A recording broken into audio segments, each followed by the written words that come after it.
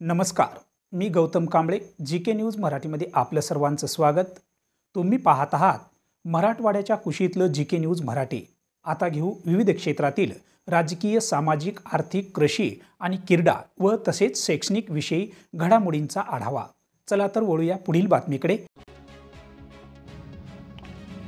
Bangladeshi Rohingya अंजन गावात वास्तव्यास असल्याचा आरोप काही दिवसापूर्वी किरीट सोमय्या यांनी केला होता. त्या अनुषंगाने ते आज तहसील कार्यालय अंजनगाव सुर्जी येथे सकाळी 10 वाजता उपस्थित झाले होते. त्यांनी तहसीलदार अंजनगाव आणि जिल्हाधिकारी यांनी नेमलेल्या समितीसोबत तब्बल 50 मिनिटे चर्चा केली आणि सांगितले की जे भारतीय असतील त्यांना कोणत्याही प्रकारचा त्रास होणार नाही, परंतु जे रोहिंग्या आढळल्यास त्यावर कायदेशीर कारवाई होईल आणि त्यांच्या कागदपत्राची फेर तपासणीसाठी सर्व कागदपत्र पडताळणी करण्यात येईल.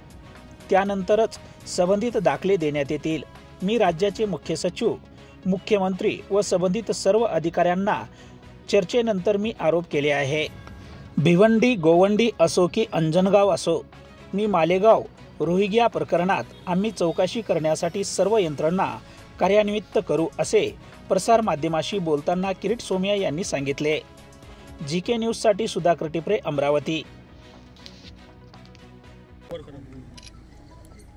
आज जे जिल्हाधिकाऱ्यांनी विशेष पथक नेमलंय त्यांच्या सोबत सुमारे 50 मिनिटं विस्तृत चर्चा झाली. अन्य ठिकाणी मला ज्या त्रुटी आढळल्या ते मी माझा अनुभव त्यांना सांगितला. अन्य ठिकाणचे कशा पद्धतीने अशा प्रकाराने हा एक मोठ्या प्रमाणात रॅकेट सुरू झालेला आहे. भिवंडी असो, गोवंडी असो किंवा अंजनगाव असो की मालेगाव असो, तरी हे कुठलं तरी ग्रुप मोठं काम करते. त्याची मोडस ऑपरेंडी मी त्यांना समजवली आहे. ते आता तपास 2 भागात करणार आहेत. एक जे काही 569 की काही जे जन्म प्रमाणपत्र देण्यात आले त्याची ते फेर तपासणी करणार आणि तशाच पद्धतीने जे नवीन आलेल्या अर्ज ते चेक करणार. मला विश्वास आहे की मोठ्या प्रमाणात बोगस आलेले त्यात काही डाऊटच नाही आहे, शंकाच नाही आहे. पण जे हिते भारतीय, हिते ज्यांचा जन्म झालेला आहे आणि चुकून, कारण की कुणाचं जन्म प्रमाणपत्र 60 वर्ष, 70 वर्ष, 50 वर्ष, 4 वर्ष राहूच शकत नाही. तो जगणार कसं? तर कुणाचं राहिलं असेल आणि दिलं असेल काही हरकत नाही.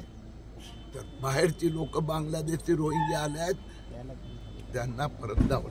तुम्ही जेव्हा तक्रार केली तेव्हा 1100 लोक आहेत असं सांगितलं होतं. मात्र तेव्हा त्याचवेळी तहसीलदारांनी असंही म्हटलं होतं की ही जी तक्रार आहे या तक्रारीमध्ये कोणते तथ्य नाही आणि जी 1100 लोक आहेत ती इथलीच आहे. पण आता तुम्ही जेव्हा भेट घेतली तेव्हा नेमकं काय त्यांनी त्या तक्रारीमध्ये सांगितलं होतं? आता त्या दिवशी, पहिल्या दिवशी त्या दिवशी जी चर्चा झाली त्या ताईंना लक्षात नसेल. जिल्हाधिकारीपासून महसूल मंत्री, मुख्यमंत्री सगळ्यांची, गृह सचिव चर्चा झाल्यानंतर हे माझं विधान होतं.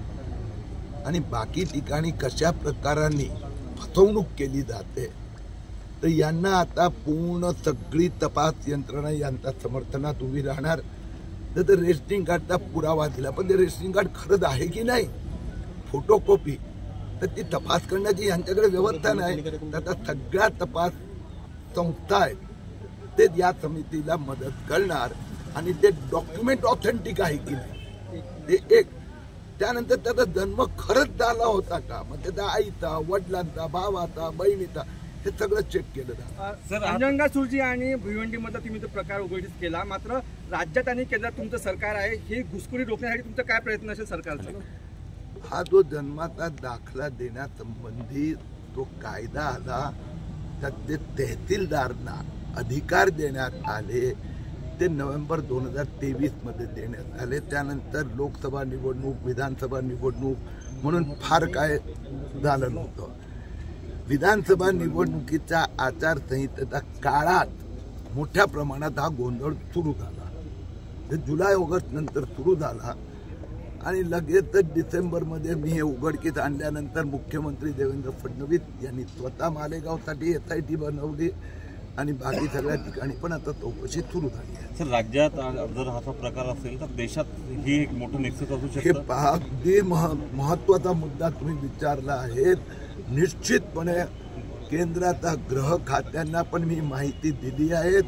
एक 5-10 शहरात म्हणजे तालुक्याची एकदा त्याचा तिथला अहवाल आला की मग त्याचा सारांश महाराष्ट्र सरकार केंद्रालाही कळवणार, दुसरा राज्यांनी. कारण की हा कायदा तहसीलदारांना अधिकार देण्याचं हे 2024 पासूनच ऍक्च्युअल इम्प्लिमेंटेशन सुरू झालेलं आहे.